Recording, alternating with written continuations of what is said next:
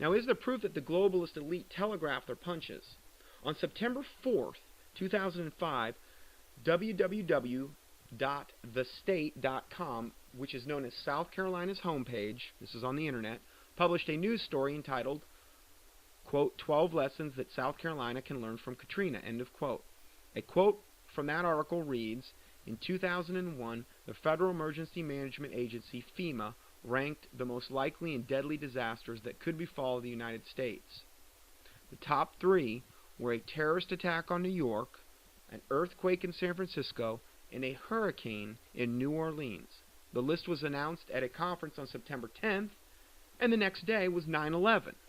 Now notice, the top three terrorist attacks were a terrorist attack on New York. This was announced at a conference on September 10th, and the next day, September 11th, 9/11. So on September 10th, 2001, FEMA accurately predicted the three most likely and deadly disasters that could befall the United States. These deadly disasters foretold were terrorist attack on New York, an earthquake in San Francisco, and a hurricane in New Orleans. And again, the next day we had 9/11. On the very next day after the FEMA prediction, the attacks of 9/11 occurred. The Twin Towers and the Pentagon were attacked. This is also precisely as the Illuminati card game predicted in 1995. Now, this is these are cards that a company, I don't know if it was a toy company, came out with in 1995. And there is called the Illuminati card game. Now, if you want to know more about the Illuminati card game, see the Stephen Dollins expose, and there's the link you can go to get it. And suffice it to say, that's a picture of the card that was produced in 1995, and it's a picture of the one of the Trade Center towers being, attacked by a terrorist nuke. Now, this is the official cover of FEMA's. Notice it's 0897. This is well before 9/11.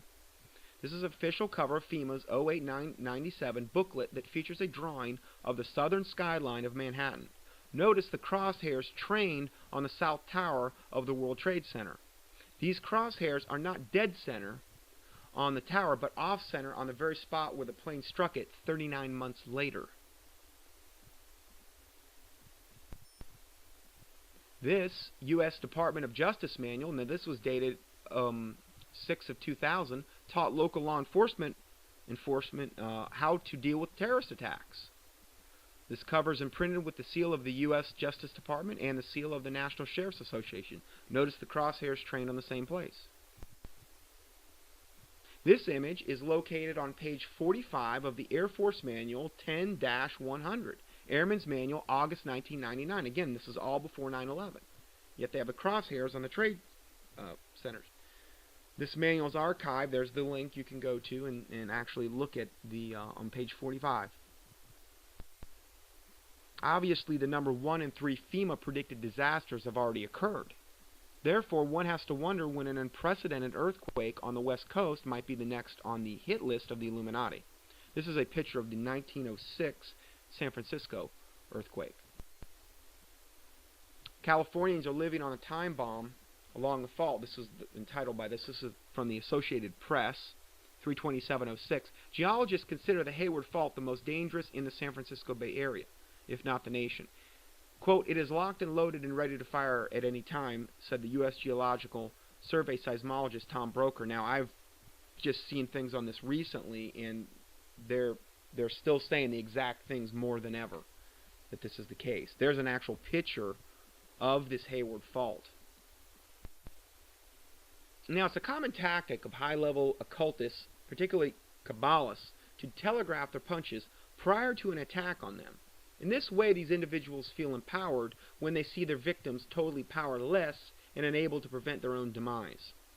From FEMA's infamous three threats mentioned previously about the 3 predicted events, to the movie Oil Storm, which preceded and predicted Hurricane Katrina.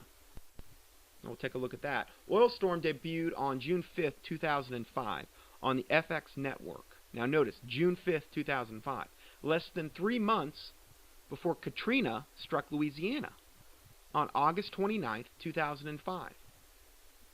This movie accurately telegraphed the same scenario that happened with Hurricane Katrina in a documentary-style footage. Oil Storm explored the aftermath of a Category +5 hurricane slamming into Louisiana, crushing the city of New Orleans, thereby crippling the pipeline for refined oil that is in Port Fourchon, consequently disrupting the flow of oil to the United States, making gas prices skyrocket.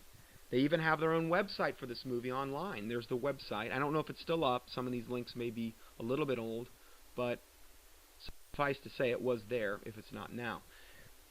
This was entitled ABC Plans Bird Flu Thriller for May. Now, when I was on tour, this actually came out, this actual movie. I never got a chance to watch it, but the advertisement that I received from this, I still do have. Somebody gave this to me at one of my my seminars, and what it depicts is a little girl standing behind a fence, chain link fence, and it says, "Warning, quarantine zone, fatal contact, bird flu in America." This was Tuesday, May 9th, at 8 o'clock on ABC, and it says this little girl behind this chain link fence. It's really sad, and she's got a like a surgical mask on, and she's holding a teddy bear. So this is the kind of thing they're telegraphing at this point, or they have been telegraphing. Now, Fatal Contact aired May 9th, reports Michael Starr at the New York Post. The movie stars Stacy Keach and Ann Cusack in a tale of worst-case scenario if the bird flu virus was transmitted by humans in America. In other words, human-to-human transmission. We've gone to great effort to make sure the film is accurate, said co-producer Judith Verno. USA Today said in 5506, in the movie Fatal Contact, a U.S. businessman visiting China is infected and carries the deadly virus back via jetliner to the USA. Now again, this is something that we have today that we didn't have in 1918. Before the movie ends, riots erupt, armed mobs try to hijack vaccines, and the quote, authorities predict that up to 350 million people will die worldwide, end of quote. That's what USA Today was saying. Now, the motivation for this is also to see how much prior knowledge the Illuminists can give away so that they can gauge the kind of public outcry that will be generated. For the most part, the signal that's been sent to the globalist elite is that Americans are apathetic, because there's been virtually no public outcry regarding the information that has just been presented. In their eyes, this is the, quote, green light to implement their draconian plans further. Then here's the main problem, and you have to be watching the slideshow to actually understand what I'm saying here, but this is a picture of a man, and if we could entitle this picture, the title of this picture would be Apathy. And this is what I see, particularly in America. I can't speak for other countries because I don't live in them, but in America there's a gigantic problem with apathy, and they just don't care. You know, they don't think it's going to happen ever, and if it's not happening to them right now, they really don't care for the most part. And the Bible talks about the love of many waxing cold, and that's what we're seeing right now.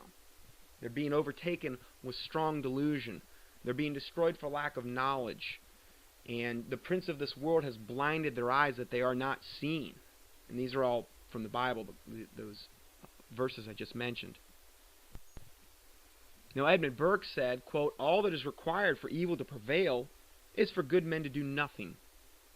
There's a lot of truth in that.